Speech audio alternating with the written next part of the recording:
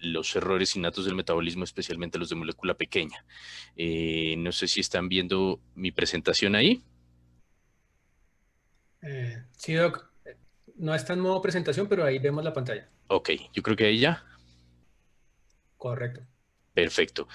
Entonces, el tema a tratar es un tema que creo que ya lo han conversado y lo han tratado desde el principio de las charlas, primero desde el aspecto bioquímico y desde el aspecto de las necesidades propias del laboratorio y segundo desde el aspecto clínico de los diagnósticos asociados al fenómeno de hiperamonemia o al síntoma más bien de hiperamonemia, que como tal es un síntoma o un signo característico de algunas enfermedades metabólicas y que tiene una trascendencia e importancia para la vida de los niños y niñas que tienen este diagnóstico.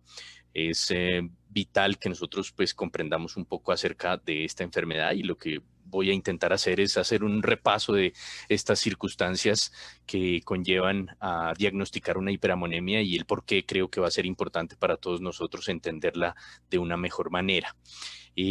No tengo un conflicto de intereses para esta charla, así que no declaro ningún tipo de conflicto y espero que podamos hacer una evaluación y revisión de este contexto basado en lo mejor que tenemos hasta el momento de la literatura, que por cierto pues nos da un nivel de evidencia que en algunas cosas puede ser pertinente y bueno, pero en otras todavía estamos en deuda. Pues la incidencia propiamente dicho, perdón por esta diapositiva en otro idioma, pero me pareció bien interesante que incidencia global de los trastornos del ciclo de la urea, que lo mencionó la doctora Sandra en su presentación, es cercana a 1 en 8.000 pacientes, es decir, que realmente pues tenemos que diagnosticar más pacientes con defectos del ciclo de la urea y con trastornos del ciclo de la urea que se asocian a hiperamonemia. Y ese amonio pues se produce tras el catabolismo de las proteínas. Lo que vemos a la izquierda es un aminoácido, es decir, un metabolito específico que viene en las proteínas, tanto internas como externas de nuestro organismo, y esa aminoácido se va a degradar y inicia con la eliminación de ese grupo amino, que es el grupo que está más a la izquierda de la fórmula, y la degradación posterior de los esqueletos de carbono. Los grupos amino, pues por lo tanto, van a conllevar a generar más proteínas, es decir, a sintetizar aminoácidos, a la síntesis de urea cuando los aminoácidos se encuentran en exceso y es una balanza que tiene nuestro cuerpo para lograr adaptarse a ciertos aspectos importantes. Esos aspectos importantes pues van a tener que ver con nuestra situación de salud. En algunos casos, pues vamos a encontrar una forma de alteración de las proteínas, es decir, que se degradan nuestras propias proteínas o que las proteínas que nosotros consumimos en nuestra dieta, pues se degradan también. Y eso ocurre en dos sitios, tanto dentro de la célula, en un sitio que es el citoplasma celular, por una serie de enzimas específicas que ya las han visto también en el transcurso de estos días de este curso, y por algunos procesos que ocurren dentro del lisosoma. Todo, es decir, que tiene una relación directa no solamente con el catabolismo interno, sino el externo de nuestras proteínas y por lo tanto de ahí deriva gran parte del amonio que vamos a evaluar y que vamos a tener que investigar en los procesos de enfermedad.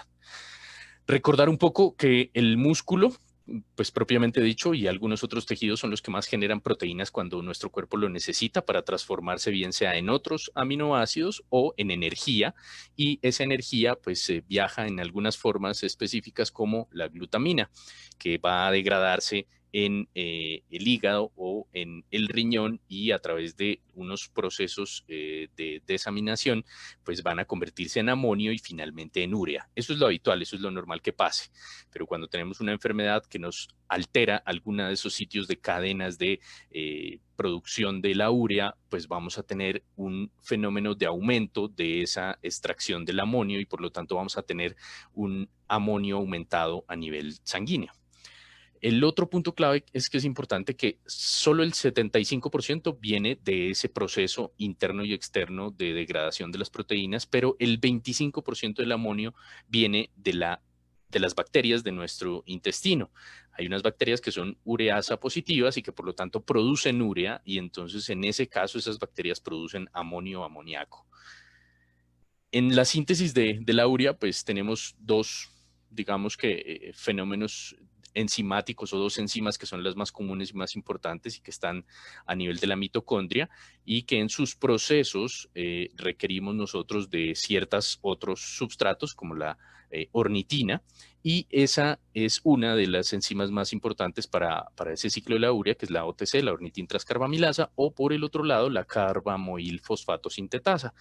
Cada una se encarga de unos pasos específicos a la hora de sintetizar urea, es decir, de degradar amoníaco, y en este caso, pues vamos a tener problemas cuando estas enzimas no están funcionales. Tenemos que aprender que ese anterior paso es mitocondrial, es decir, está dentro de la mitocondria, que es un organelo importante de la célula, y los otros pasos son citoplasmáticos, por fuera de la mitocondria, pero dentro de la propia célula, en todas las células, específicamente en las células hepáticas. Entonces tenemos nosotros ahí otras enzimas que realmente son necesarias y otros sustratos que son necesarios como la citrulina, como la arginina o como el arginosuccinato. Cada una de esas son pasos que también pueden verse alterados y que muy bien los explicó la doctora Sandra en su exposición acerca de este trastorno. Para continuar con esta revisión, entonces sabemos que el amonio pues, es un tóxico, y cuando está elevado, cuando se supone que tenemos nosotros una concentración muy alta, lo que produce es un aumento de la glutamina, un bloqueo en el ciclo de Krebs, es decir, un bloqueo del sistema energético celular, una alteración en el intercambio iónico dentro de las membranas celulares. La glutamina se aumenta y por lo tanto aumenta el alfa-cetoglutámico, que también es tóxico y genera interferencia metabólica. Esto traducido de la célula hacia nuestros sistemas y órganos, lo que nos produce en primer lugar son cambios energéticos, cambios en los potenciales de membrana, citotoxicidad y finalmente edema cerebral, porque en este caso el amonio es muy tóxico para nuestras neuronas y para nuestro sistema nervioso central.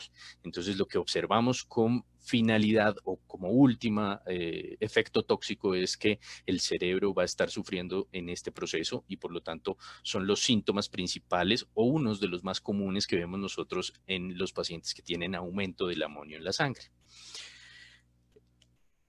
Los esqueletos carbonados de los aminoácidos, esa parte central de los aminoácidos, pues también se convierte a veces en otras sustancias que son importantes como energía. Entonces puede convertirse en ácidos grasos o pueden convertirse en cuerpos cetónicos, y los otros se degradan a través de la vía del ciclo del ácido cítrico para formar nuevas moléculas de azúcar, es decir, gluconeogénesis, que va a prepararse precisamente para otras células o para estar dispuestos para la actividad en otras células. Tenemos en azul y en rosado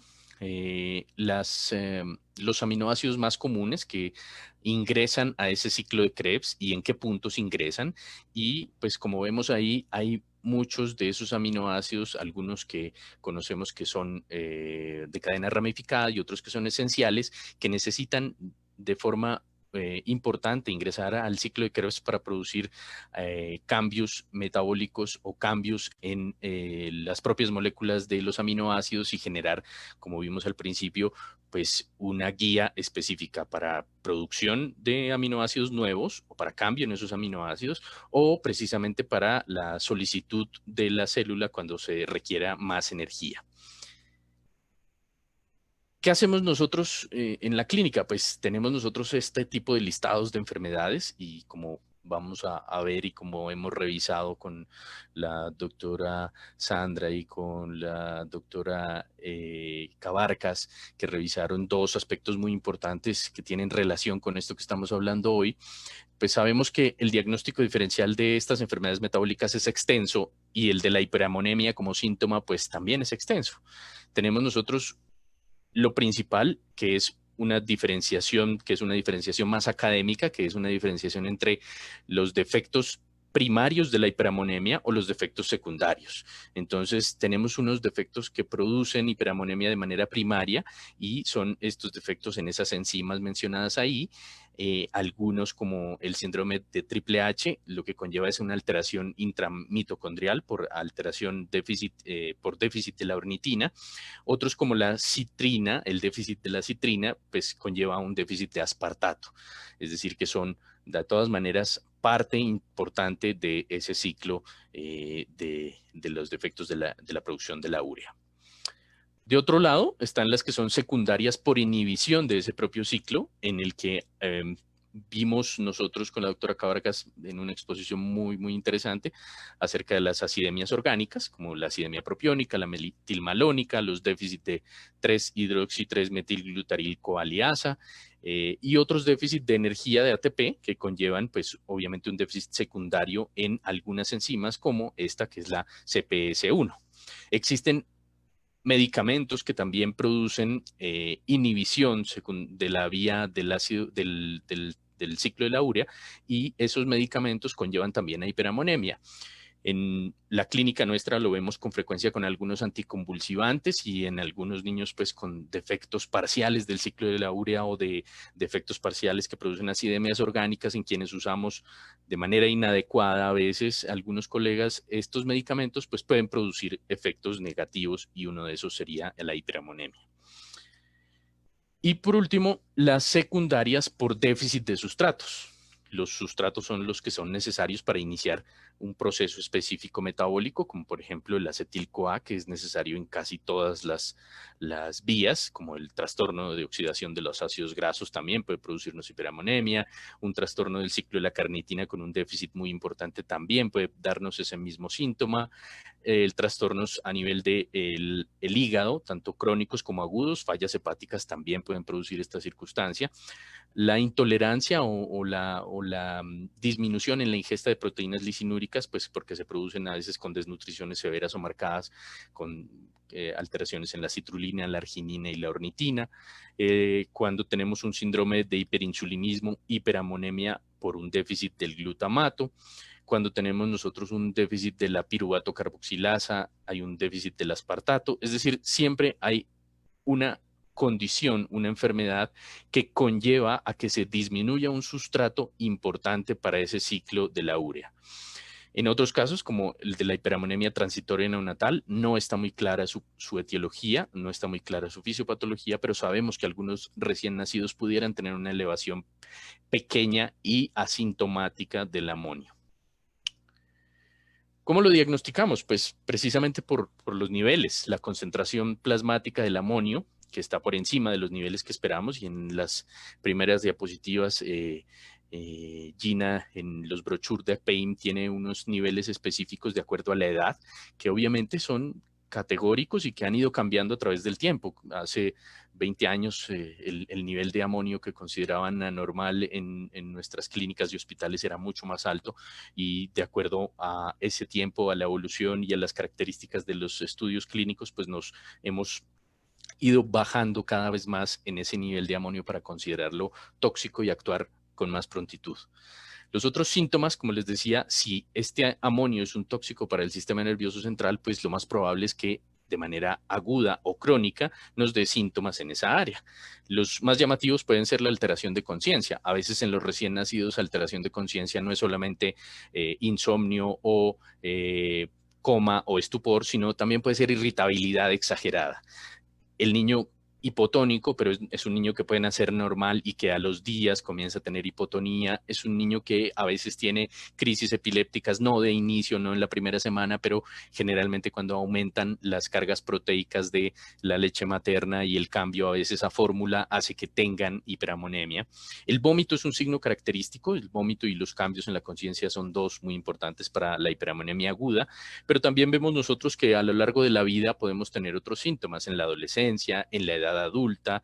Cuando existen enfermedades intercurrentes, pues se pueden haber situaciones que conlleven aumento del amonio. Una infección, una diarrea, una gastroenteritis, un problema respiratorio muy severo o una cirugía y el ayuno antes de la cirugía podría conllevar a hiperamonemia, y por lo tanto algunos de estos pacientes tener esos síntomas muy similares al recién nacido en una edad mucho mayor. El otro problema es que a veces el amonio no se eleva de forma aguda, abrupta, rápida, sino que es de forma crónica, insidiosa durante varios meses o años a veces, y entonces empiezan a aparecer síntomas que tienen que ver con, primero, alteraciones para la ingesta. En algunos niños o adolescentes prefieren no comer proteínas, no comer carne, no comer pollo, y en otras personas empieza a haber una regresión en el desarrollo, a perder hitos o habilidades que tenían, o desde el principio a no desarrollarse de manera correcta a la edad que deben desarrollarse. Y pueden aparecer más adelante otros síntomas en otros sitios de nuestro cerebro, como el cerebelo, que produce ataxia cuando se ve comprometido en forma crónica. Así que revisando un poco las guías y los estudios de metaanálisis que se han hecho alrededor de el tratamiento y la clínica de la hiperamonemia, pues yo quise traerles algunas recomendaciones que tienen esas guías, que son guías que han hecho en dos escenarios, un escenario entre los colegas de enfermedades metabólicas de Europa, otro escenario entre los colegas que trabajan en enfermedades metabólicas en Arabia Saudita y el Medio Oriente. Y las recomendaciones son muy similares, así que lo que yo creo es que deberíamos tener en cuenta que a todo paciente encefalopático, es decir, cualquier paciente que ingrese con alteración del estado de conciencia o que llegue a los hospitales o que observen en sus consultas, deberíamos realizarle un amonio que sea rápido. Si se corrobora esa hiperamonemia, pues obviamente lo primero que tenemos que hacer es tener una preparación, y esa preparación debería ser previsible para nuestro sistema. Ojalá en nuestros hospitales, en nuestros centros médicos tengamos lo básico para poder hacer el manejo de estos pacientes, y si no lo tenemos, remitirlo con prontitud, remitirlo al centro que nos quede más cerca, que tenga estos ítems de tecnología básica para usar dentro de los laboratorios y además las medicaciones para poder tratarlo. Eso quiere decir que deberíamos nosotros solicitar a nuestras clínicas, a nuestras instituciones, tener un maletín metabólico. ¿A qué llamo yo el maletín metabólico y a qué se llama? O en general es una previsión que deberían tener las instituciones para estar preparados ante una crisis metabólica aguda de cualquier tipo. En especial la hiperamonemia, que es una de las cuestiones más frecuentes y además es una de las cuestiones que tiene que ver con desenlaces negativos más importantes. Tener a la mano un equipo multidisciplinario es importante, porque en general las personas que trabajamos en metabolismo nunca estamos solos. Nosotros lo sabemos y hacemos apoyo en nuestros colegas de genética, hacemos apoyo en nuestros colegas de laboratorio, hacemos apoyo en los colegas de farmacia, hacemos apoyo en los colegas de cirugía, en los colegas intensivistas, porque todos de una manera u otra tenemos que ver con los pacientes y con casos de niños o niñas que tienen hiperamonemia, y algunos de ellos pues son necesarios, tan necesarios que si pues no los tenemos deberíamos evitar brindar ese tratamiento. La recomendación entonces en los niveles de amonio ha sido relacionada primero con la edad, como les decía antes, en lactantes, es decir, mayores de 1 mes, 2 meses en adelante. Los niveles de niños, niñas y adultos son de 50 milimol por litro como recomendaciones. Es el nivel normal más alto al que se podría llegar o el que se debe tener, pero en los neonatos, y sobre todo en los neonatos cada vez más pequeño, más prematuro, pues el nivel podría ser más tolerante, hasta 150 o 180 en algunos casos. Esos valores nosotros tenemos que consensuarlos también con el laboratorio nuestro, porque cada laboratorio a veces usa técnicas diferentes y las técnicas diferentes pues van a entregar valores distintos. Como veíamos en la primera charla, lo importante que tiene que ser la buena toma de los exámenes, de los estudios, y en este caso el amonio, que hay un video muy, muy bonito en YouTube del Instituto de Errores Innatos del Metabolismo de la Javeriana, que describe a la perfección la técnica, y obviamente sin recurrir a ese esquema, pues lo que tenemos que hacer es organizarnos y tener también un sistema de alertas de laboratorio para que nuestros colegas y compañeros de trabajo del laboratorio de bacteriología pues estén en contacto con nosotros de manera muy acuciosa, llamándonos o llamando a la unidad cuando tengan sospecha de una hiperamonemia, y que estemos atentos a trabajar rápidamente con ellos. ¿Qué debe hacerse también en la toma previa a iniciar un tratamiento para la hiperamonemia? Pues ojalá tener un pool de estudios de laboratorio para poder realizar el diagnóstico antes de que comencemos a hacer cambios con las medidas de tratamiento. Sospechamos el paciente, tenemos un amonio elevado, tomamos las medidas iniciales y al hacer las medidas iniciales de tratamiento, queremos solicitarle al laboratorio este perfil. Entonces es un perfil que incluye muchas cosas que podemos tenerlas básicas en muchos laboratorios, pero algunas pues que necesitamos de la asistencia y la ayuda de otros hospitales o laboratorios de referencia. ¿Qué tenemos en Colombia? Nosotros tenemos, por fortuna, la posibilidad de acceder a muchos, pero por infortunio no tan fácil. Entonces, digamos que los que yo pongo en verde son los que están cubiertos por el sistema de salud y que tenemos acceso un poco más sencillo y que son más rápidos y que podemos tenerlos en casi todos lados.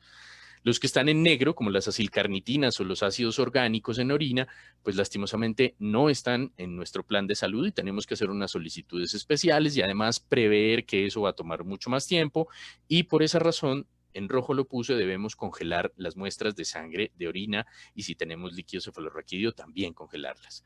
Eso nos va a servir a nosotros para que podamos hacer una solicitud de estos estudios, tener esos estudios a la mano y por lo tanto poder prever que vamos a tener el diagnóstico no de manera inmediata y que eso es muy importante porque a veces nos toma algunas semanas lograr el diagnóstico etiológico, pero por eso no podemos frenar el tratamiento urgente. Esta es una gráfica que muestra toda la cantidad de diagnóstico bioquímico que podemos hacer desde el hallazgo del amonio elevado. Basándonos por un lado en la glutamina, cuando está disminuida pues vamos a tener un déficit de la glutaminosintasa o cuando está normal nos vamos por la vía de considerar algunos ácidos orgánicos anormales o de considerar defectos de los trastornos de los ácidos grasos o defectos de la anhidrasa carbónica, entre otras. Y si nos vamos por la vía de la glutamina elevada, pues nos vamos a encontrar con las alteraciones que son más comunes, como por ejemplo el déficit de ornitina transcarbamilasa, el síndrome triple H o otros déficits menos comunes como el déficit de arginasa 1 o el NAX. ¿Cómo tratamos la hiperamonemia? Y esto es una parte de esas recomendaciones también de las guías que es muy práctica, que tiene que ver primero el nivel 1 con reversar el catabolismo, es decir, evitar que se produzca una acción catabólica sobre las proteínas de nuestro organismo que aumente la cantidad de amonio dentro de nuestro sistema sanguíneo y que por lo tanto produzca más toxicidad. Entonces, el consejo es detener las proteínas, el aporte de proteínas por 24 a 48 horas como máximo, realizar evaluación continua y frecuente de los niveles de glucosa sanguíneos. Hay que preparar a nuestros apoyos en farmacia para tener esas preparaciones especiales y contar con el contacto de las personas que nos ayuden a tener las preparaciones especiales de los medicamentos que vamos a usar. Asegurar que tengamos una tasa metabólica muy alta para evitar ese catabolismo, es decir, que tengamos una infusión de glucosa muy alta y que por lo tanto nos permita tener también unos niveles energéticos persistentemente positivos, buenos y altos. En algunas ocasiones van a ser tan altos que vamos a tener que usar insulina en las unidades de cuidado intensivo. Esto no es negativo, esto es positivo. Cuando logramos tener una alta tasa metabólica y tenemos que reforzar esa tasa metabólica, es hora de mejorar nuestra comunicación con nuestros colegas de cuidado intensivo para que ellos no crean que estamos actuando de manera inadecuada, porque muchas veces en las unidades de cuidado intensivo lo que se pretende es tener un metabolismo equilibrado, que no haya anabolismo ni que no haya catabolismo, pero acá lo que queremos es tener una tasa metabólica muy alta desde el punto de vista energético para prever esa deficiencia o para disminuir ese riesgo de deficiencias energéticas. Si nosotros descartamos los trastornos de oxidación de los ácidos grasos, podemos usar lípidos en infusión y esos lípidos van a ir a una infusión que no debe ser una infusión por vía periférica. Generalmente tenemos que tener el paciente en cuidado intensivo con un catéter central para poder infundir esos lípidos, y esos lípidos son importantes porque aumentan el aporte calórico, y aumentan el aporte calórico en unas medidas que aquí están mencionadas, para poder así disminuir ese flujo metabólico por el otro lado que teníamos con la dextrosa o con una solución glucosada por vía endovenosa, y así evitar el uso a veces de la insulina. Pero en primera instancia, cuando no lo podemos saber, cuando no tenemos claridad si los trastornos de oxidación de ácidos grasos están presentes, pues usamos nuestra infusión glucosada con esta tasa de aporte calórico según la edad y el peso, y nuestra infusión de acuerdo a la edad, que puede ir desde los 10 miligramos por kilo minuto en los pacientes pequeños, menores de un año, hasta los adultos, hasta 4 miligramos por kilo por minuto. ¿Qué medicamentos usamos en hiperamonemia? Pues tenemos un pool que lastimosamente no es muy grande. Quisiéramos que fuera más, quisiéramos que existieran otras moléculas, pero hasta el momento y desde hace muchos años tenemos algunos elementos que usamos y que han sido benéficos para la evolución de los pacientes. Los eliminadores de amonio o scavengers, que se llaman en inglés, pues son dos. El más conocido y el más antiguo es el benzoato de sodio. Hay otro un poco más novedoso que es el fenilbutirato de sodio. Existe otro que es la carbamilglutamato, y existe otro que es la L-arginina, y estos han sido el arsenal con el que hemos trabajado más tiempo y con el que tenemos más experiencia. Sin embargo, hay otras moléculas que voy a mencionar más adelante. ¿Qué hace el benzoato de sodio y el fenilacetato de sodio? Pues lo que hacen es trabajar en esos sistemas de aumento de la excreción del amonio y paso de la excreción a la urea. Entonces, por ejemplo, el benzoato se une con la glicina y se transforma en ipurato y se excreta por la orina. El fenilbutirato tiene un segundo paso metabólico que es el fenilacetato, y el fenilacetato se une con la glutamina, y la glutamina también se excreta en fenilacético glutámico por la orina. Esas vías, pues definitivamente lo que hacen es que evitan que la glicina y la glutamina ingresen al ciclo de la urea y que se prolongue o se aumente la cantidad de amonio. La L-arginina pues se debe dar, digamos, cuando tenemos una sospecha específica de un déficit de arginina. En algunos pacientes podemos darla desde el principio, en otros debemos ser más cautos. Es una especie de arranque del ciclo de la urea. Como la arginina es un sustrato importante dentro del ciclo de la urea, pues nosotros es como si estuviéramos poniéndole un poquito más de impulso a ese ciclo de la urea.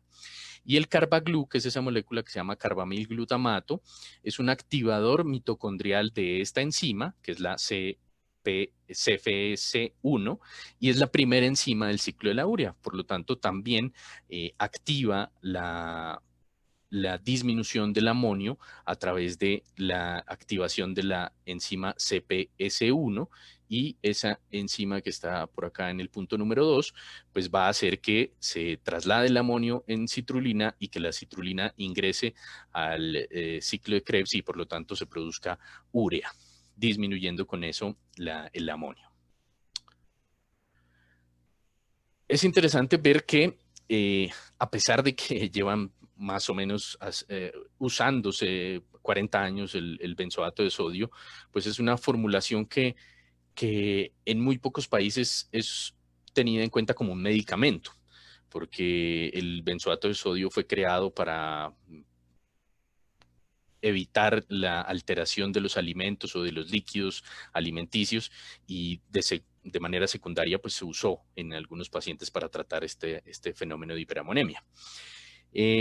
Este reporte lo que muestra es que el benzoato de sodio que nosotros solicitamos y que tenemos en muchos países nuestros latinoamericanos es en polvo, y ese benzoato debe ser preparado y por lo tanto tiene unas características de limitaciones muy, muy importantes. Lo que mostró este estudio, que es muy nuevo, es que ellos en los colegas en Italia usaban una solución oral de benzoato de sodio que les ponían además saborizantes y que por lo tanto mejoraban la palatabilidad y además mejoraban la adherencia al tratamiento de estos pacientes. Tenemos esta tabla, que es una tabla que me sirve para describir un poco los mecanismos de acción, las dosis y las reacciones más comunes de estos medicamentos. Entonces, en la primera línea está el nombre, que es en este caso el benzoato. La dosis depende del peso. Si es menor de 20 kilos, lo dosificamos por kilogramos. Si es mayor de 20 kilos, por la superficie corporal. Y entonces tenemos que puede ser por dos vías. El benzoato de sodio hoy en día puede conseguirse por vía endovenosa o por vía oral.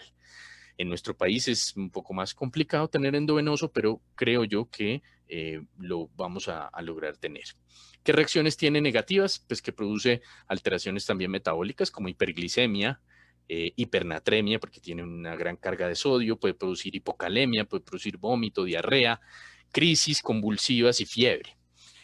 El fenilbutirato, pues es similar en la dosificación al benzoato de sodio, y tiene un nombre que es feburano, y hay una molécula que se ha probado y que se ha probado en pacientes con hiperamonemia y con trastorno del ciclo de la urea, que se llama Ravicti, que es glicerol fenilbutirato, que tiene unas diferencias frente al fenilbutirato de sodio en su presentación, en el tipo de molécula, es decir, esta molécula es para vía oral, a diferencia del fenilbutirato que es endovenosa, pero también hay una presentación oral del fenilbutirato de sodio.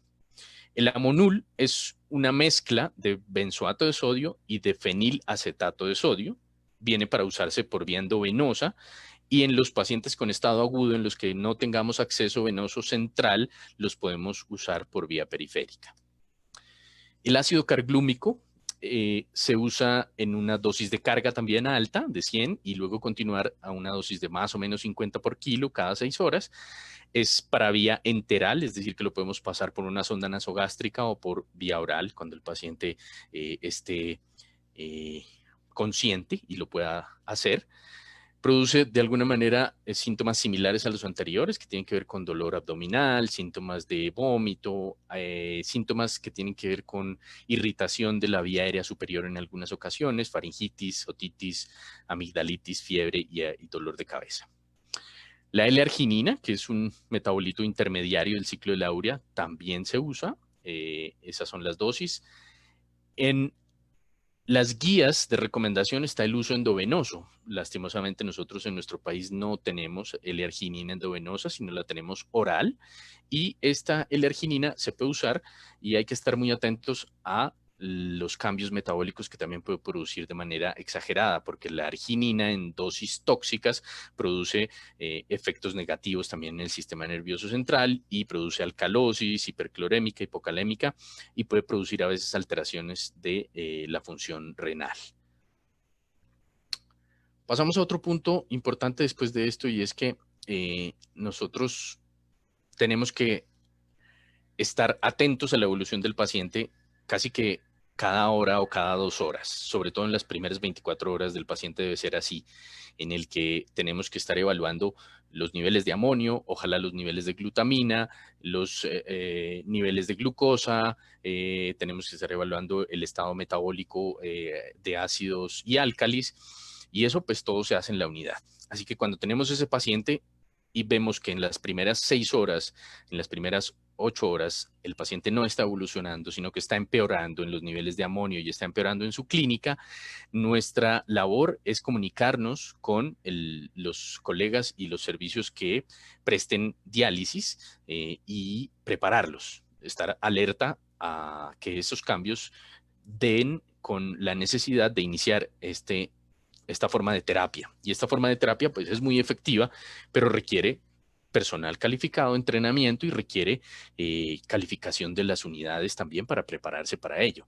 En los neonatos, en los lactantes, pues la diálisis peritoneal se ha usado con muy poca efectividad, pero antes era la que más fácil servía para nosotros para poder darles el tratamiento de manera urgente, pero no tiene una filtración, una excreción adecuada del amonio por esa vía, así que se ha preferido usar hemodiafiltración, que es otra forma de diálisis que es mucho más tolerada sistémicamente por los neonatos o por los lactantes.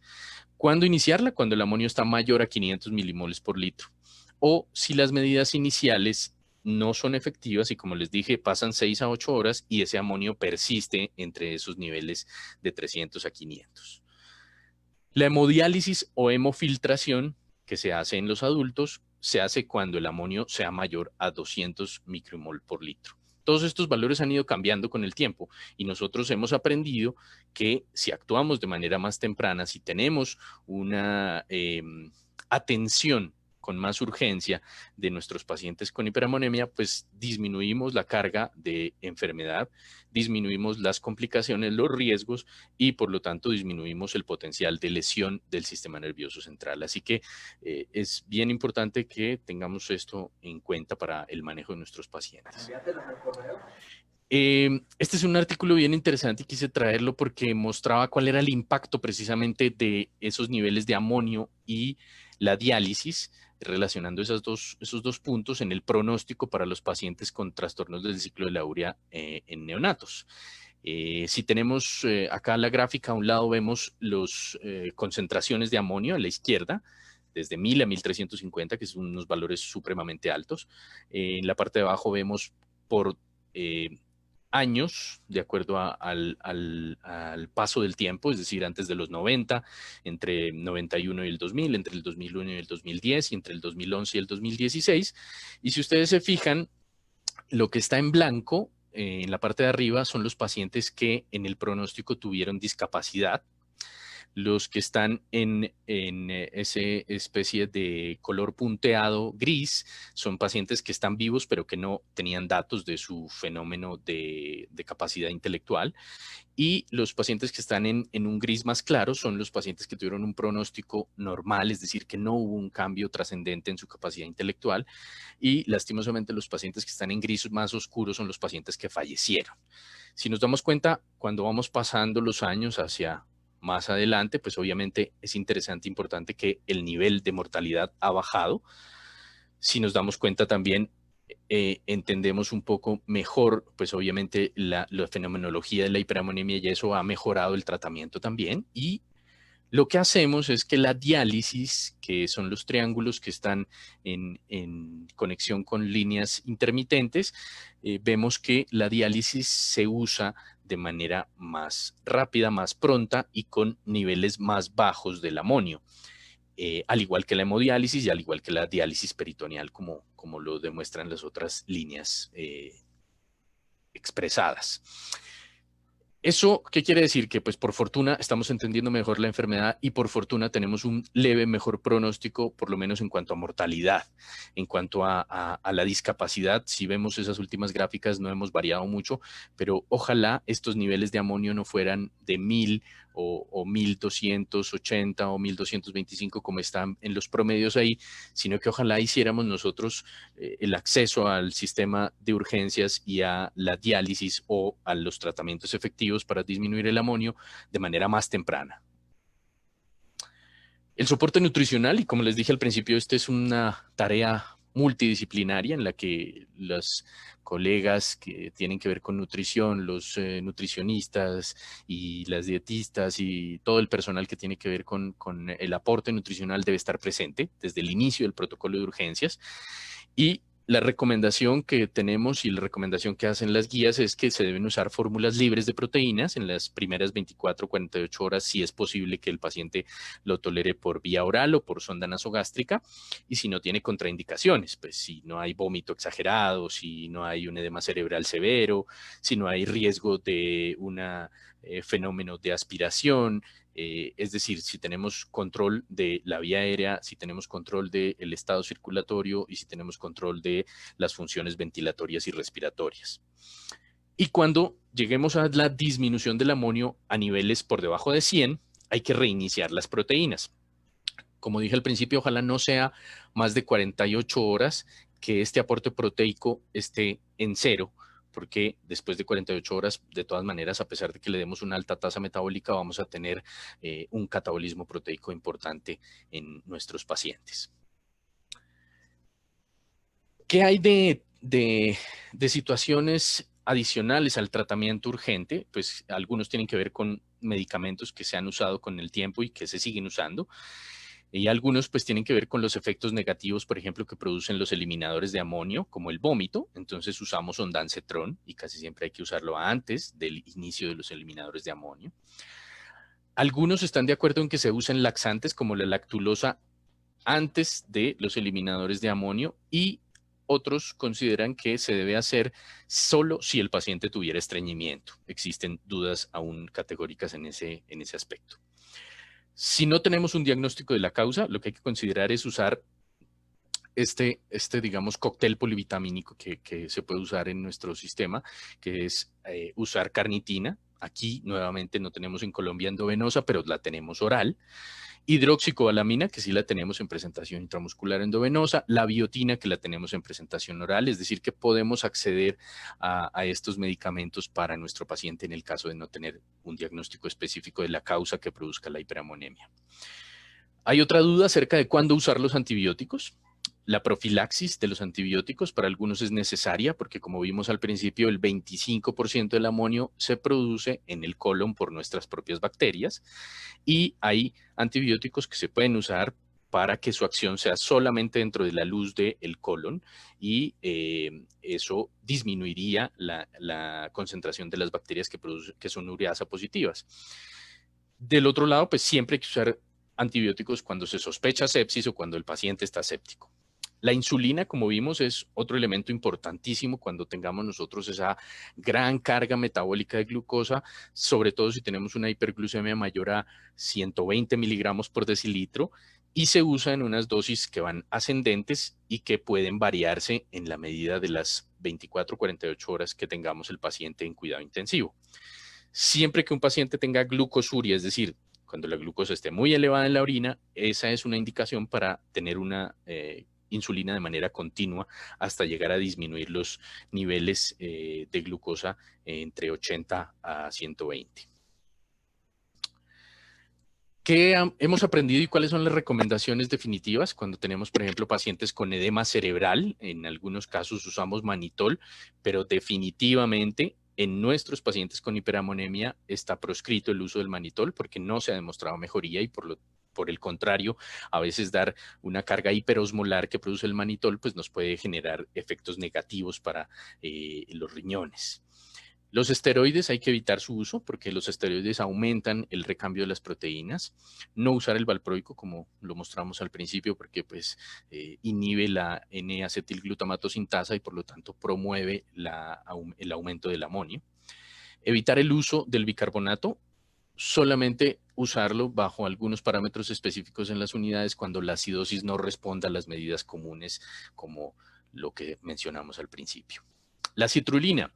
La citrulina es un precursor de la arginina y la citrulina se puede usar en los pacientes que tengamos nosotros con hiperamonemia, pero debemos evitar el uso cuando tengamos estas tres patologías.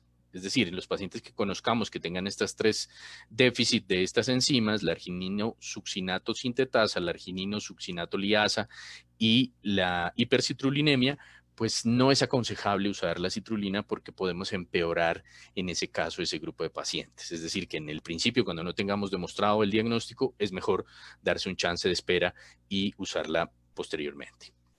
El cloruro de potasio, que es pues una sustancia que usamos cuando tenemos hipocalemia, es decir, cuando el potasio en la sangre está muy bajo, lo usamos nosotros y se suministra en la misma línea en la que tenemos los lípidos, es decir, por vía central, ojalá, porque es hiperosmolar, y de acuerdo al nivel de potasio que tengamos en ese momento en la sangre. El tratamiento con este fármaco, con el Amonul, que es la combinación de fenilbutirato y benzoato de sodio, o cuando tratemos con arginina el paciente, pues tenemos que estar más pendientes aún de un riesgo de efecto secundario que es la acidosis hiperclorémica hipocalémica y en esos casos estar más atentos a ello. Si tenemos nosotros un riesgo mayor de esto porque usamos más de un medicamento que sea eliminador de el amonio, pues deberíamos preparar una mezcla específica de cloruro de potasio para pasarlo por vía periférica desde el principio del uso de estos medicamentos si tenemos una sospecha que ese riesgo va a ser mayor. El Amonul por descripción de su osmolaridad, no debe ser usado por una vía endovenosa periférica. Eso también es otra de las recomendaciones de la guía.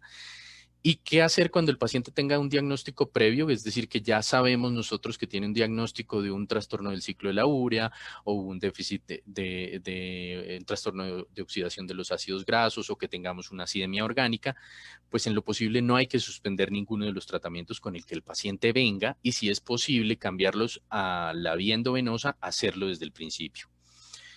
No demorar, sin embargo, el tratamiento de la hiperamonemia, o sea, seguir las mismas indicaciones anteriores. El Carbaglu se usa por vía oral o por sonda nasogástrica y en lo posible, pues hay que evitar el uso del Carbaglu si no tenemos nosotros un diagnóstico preciso de estas tres patologías. ¿Por qué? Porque se ha visto que el Carbaglu no es tan efectivo para disminuir el amonio en los otros casos. Es decir, si el paciente tiene un déficit de N-acetilglutamato sintetasa o si el paciente tiene un déficit de la SPS1 o tiene una acidemia orgánico, el Carbaglu es muy efectivo para disminuir el amonio. Pero si no lo tiene, es menos efectivo y por lo tanto podríamos usarlo, pero en una segunda línea. Aquí está este mapa de seguimiento de qué hacer con el tratamiento de la hiperamonemia en el diagnóstico, en el momento en que llega el paciente sin diagnóstico. Si tenemos un amonio que está en el límite superior, de acuerdo a la edad, entonces lo primero es detener la ingesta de proteínas, iniciar el aporte de glucosa o la insulina. Si empieza a aumentar de 100 a 250, pues iniciar los medicamentos que tengamos a la mano. Las recomendaciones nos ponen de principio o de primera línea el benzoato y el fenilacetato de sodio, pero no siempre lo tenemos. Ojalá lo tuviéramos porque es una buena medida, es endovenosa, es rápida, es de una acción muy interesante. Y a veces no lo tenemos y tenemos que trabajar con lo que tenemos en nuestros hospitales y por eso yo les dije al principio que lo más ético y lo más importante es ojalá tener un maletín metabólico con estas herramientas. Si persistimos en esa hiperamonemia, pues hay que prepararnos para la diálisis y a la final, si la diálisis se inicia, pues obviamente que durante la diálisis no se ponen los medicamentos, pero al terminar la diálisis, algunos aconsejan realizar la recarga de los eliminadores de amonio que en algunas ocasiones por la diálisis se pierden. Lo mejor sería más bien programar la entrega de los medicamentos o la infusión de los medicamentos justo después de la diálisis. ¿Qué hacer si tenemos un diagnóstico de la causa? Pues muy parecido a lo anterior, con una diferencia en el segundo paso y es que iniciamos las medicaciones según el protocolo del trastorno específico. Si tenemos un déficit de N-acetilglutamato sintetasa, pues vamos a usar de primero Carbaglu. Si tenemos una acidemia orgánica, probablemente usaremos de primero también Carbaglu. Pero si tenemos un déficit de OTC o otra deficiencia de ASL1 u otra similar, pues vamos a usar lo que necesitamos para ese trastorno específico. ¿Qué sabemos del tratamiento específico? Por ejemplo, el Carbaglu, como les dije, está autorizado en Europa para el manejo de la descompensación del amonio en las acidemias orgánicas. Está autorizado para la hiperamonemia neonatal de causa desconocida, pero es específica y tiene un mejor perfil para esta deficiencia del NAX. Y la L-arginina, pues se usa y es muy positiva, no se debe usar en la deficiencia de la arginasa 1, porque en ese déficit lo que hay es un exceso de arginina, por lo tanto no podemos aumentar la arginina en la sangre. Tenemos que monitorear los niveles siempre de la L-arginina y no pasarnos de esos niveles porque les dije también que es un tóxico y es un sustrato que puede ser tóxico para el cerebro también. No está recomendado en los fenotipos leves, es lo que dicen las guías.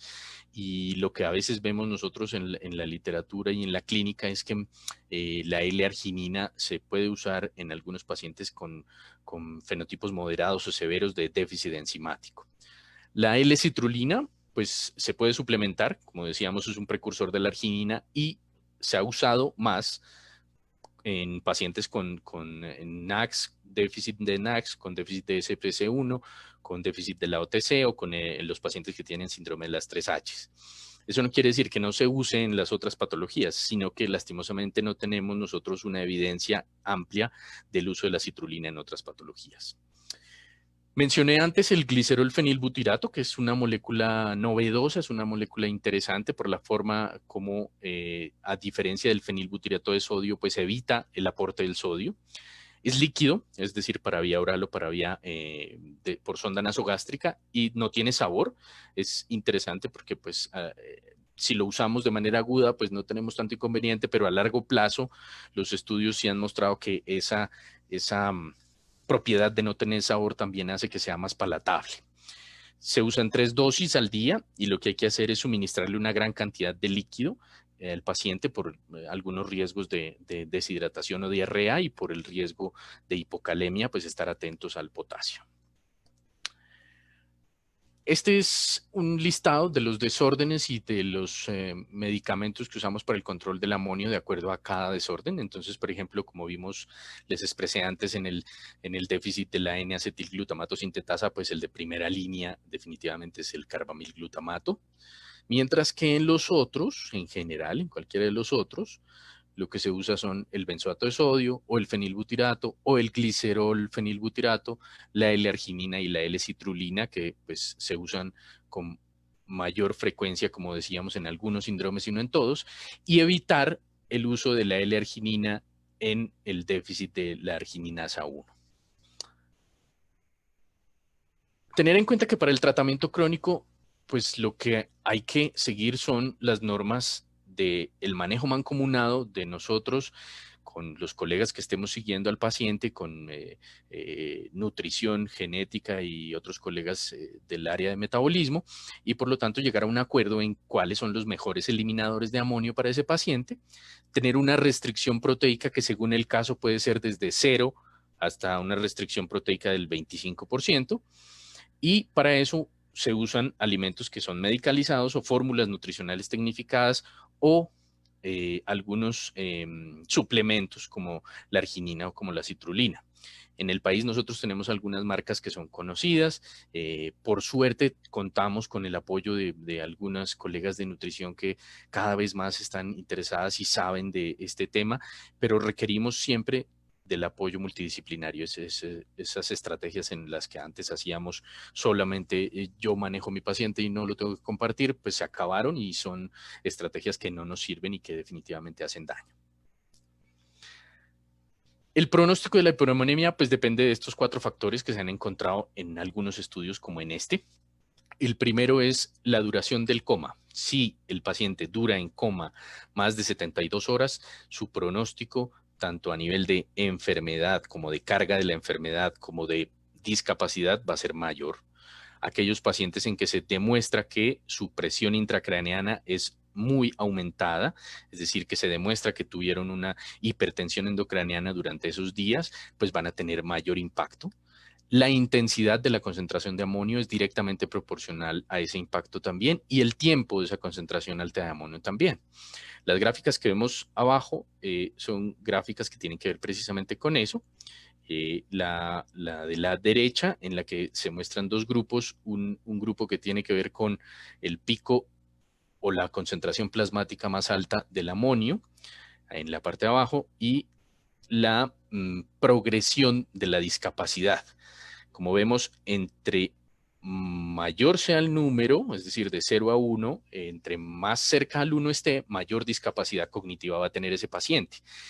Y en el otro lado, lo que vemos es que en este grupo de casos de personas que tenían déficit de estas enzimas, la OTC y la ASS1, pues intentaban hacer una diferencia entre cuál iba a ser o podría ser mejor usar entre el benzoato de sodio o el fenilbutirato, y realmente no hay una diferencia significativa estadística entre esos 2 medicamentos que aporte a la disminución de la discapacidad cognitiva. Es decir, insisto nuevamente en que hay que usar el medicamento que tengamos a la mano, pero hay que prepararnos para tener el mejor medicamento y la cantidad de medicamento necesaria para nuestros casos. Este es otro artículo bien interesante en el que se muestra la seguridad y la eficacia de esa molécula que es el glicerol fenilbutirato. Esa los primeros artículos salieron entre el 2015 y el 2016 y lo que mostraban era la eficacia en un grupo de pacientes adultos y niños con el uso del glicerol fenilbutirato en el episodio agudo y después siguieron a un pequeño grupo de esos pacientes para ver si había un cambio posterior y no encontraron un cambio, sino que se sostuvo en el tiempo la disminución del amonio. O sea que aparte de ser efectivo para los episodios agudos de la hiperamonemia, también es efectivo para el control de la hiperamonemia en los pacientes crónicos. Este es otro esquema que lo que muestra son las discapacidades que generan nuestros pacientes con hiperamonemia.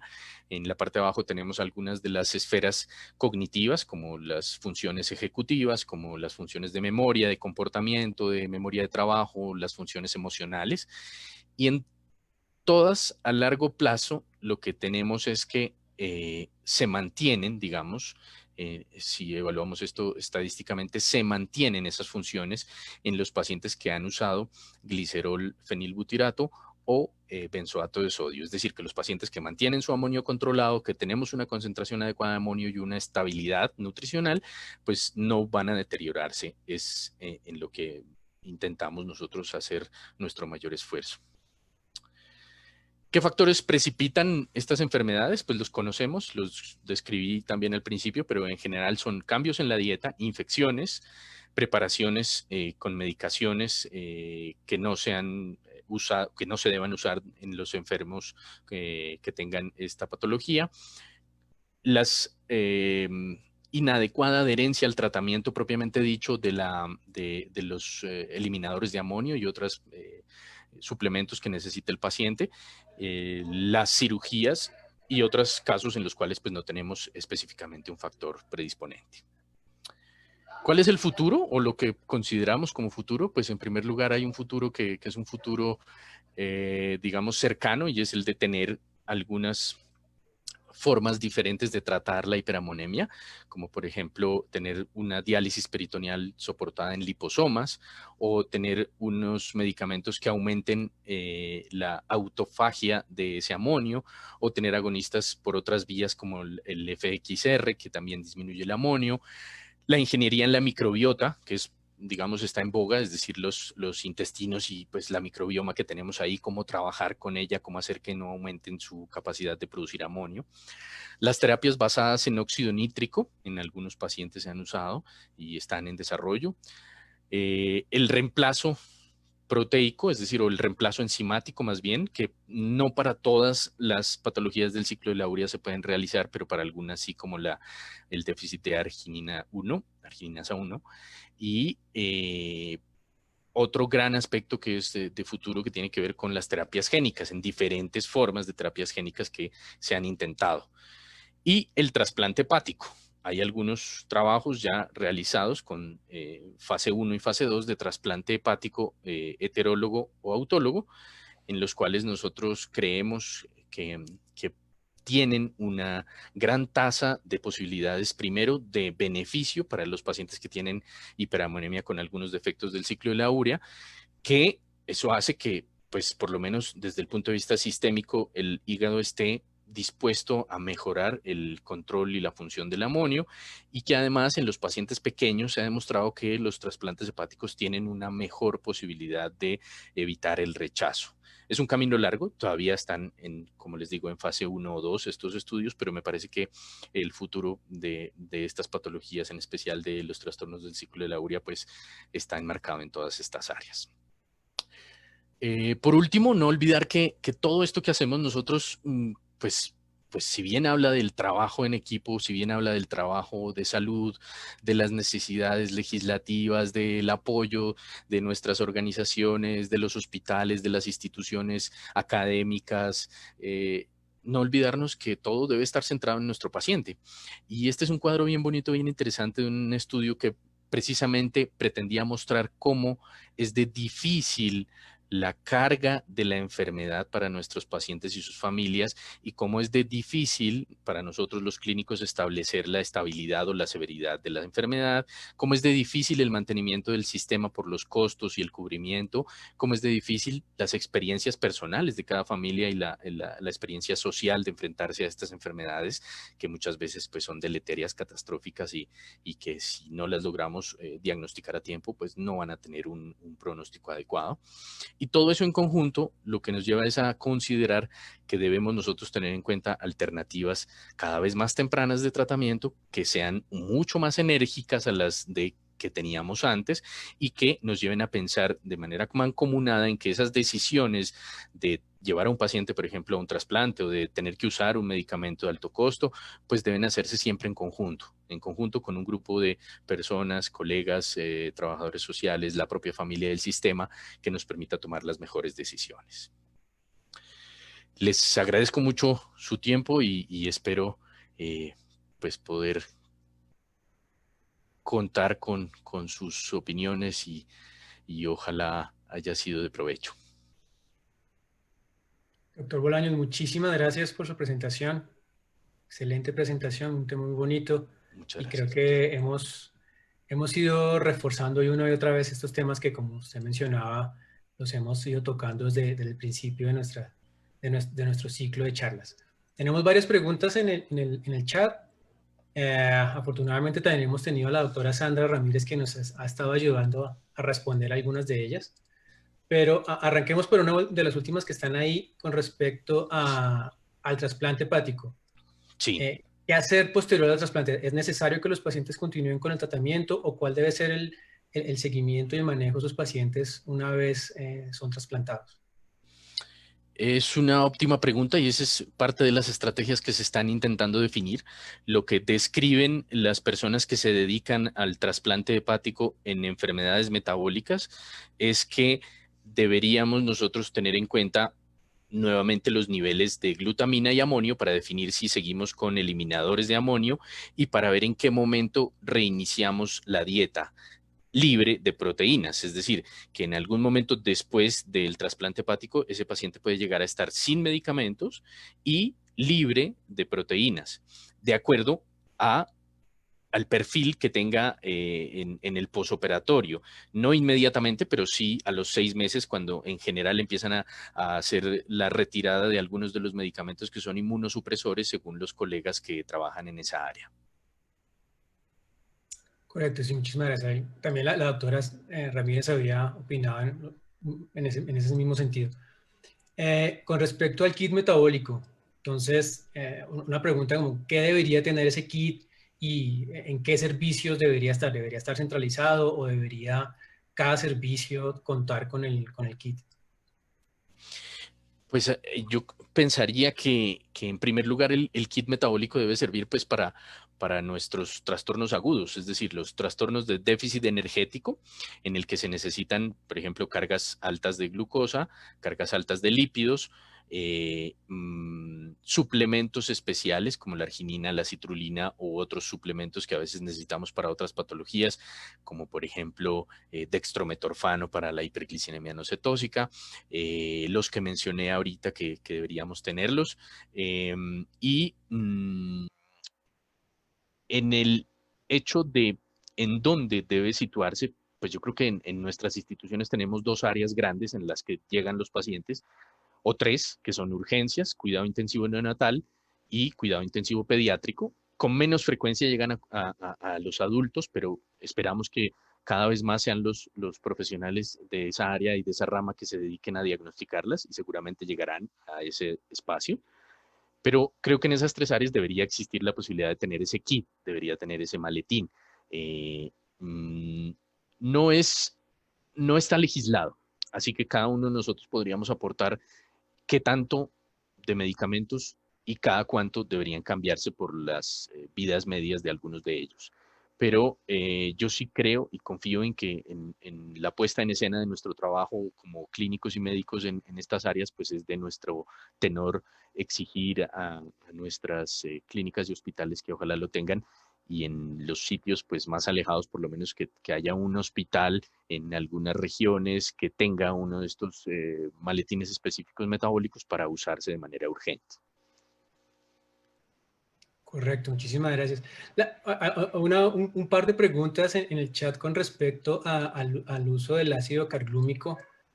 ¿Qué tanto era la efectividad de ese tratamiento para controlar los niveles de amonio? No sé si quieras aclarar nuevamente en qué condiciones se puede utilizar y cuál es la efectividad de ese tratamiento para esas condiciones en las cuales puede utilizarse digamos que pensando en su aplicación para disminuir los niveles de amonio. Claro, sí. Los eliminadores de amonio en general tienen una posibilidad de tener unos cambios bioquímicos. Entonces, por ejemplo, el benzoato de sodio, pues se supone que cambia una molécula de nitrógeno por una de amonio. El fenilbutirato bioquímicamente cambiaría dos. El, el ácido carglúmico, el carbaglu, pues tiene una similitud al fenilbutirato, entonces también haría un efecto parecido. Pero sin embargo, en la clínica no lo vemos así. Los tres tienen efectos similares en la hora de bajar el amonio, pero el ácido carglúmico, el carbamilglutamato, tiene un mejor efecto al disminuir el amonio en los pacientes que tengan déficit de N-acetilglutamato sintetasa, en los pacientes que tengan déficit de CS1 y en aquellos pacientes con acidemias orgánicas. Es decir, para ese grupo de pacientes creemos que es mucho mejor usarlo.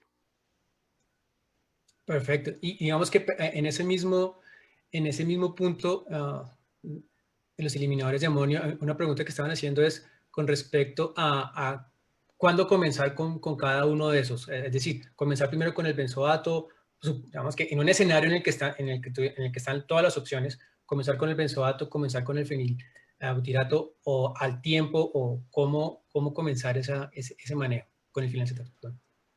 Cuando no tenemos diagnóstico, como en la imagen, lo mejor es comenzar con benzoato de sodio y fenilacetato de sodio por vía endovenosa cuando lo tenemos disponible. Esa es la recomendación de las guías. De manera secuencial, la recomendación de las guías es adicionar L-arginina, de tercera línea adicionar el carglúmico y por último, pero no en ese orden, entre el carglúmico y el glicerol fenilbutirato, se puede usar cualquiera de los dos en ese nivel.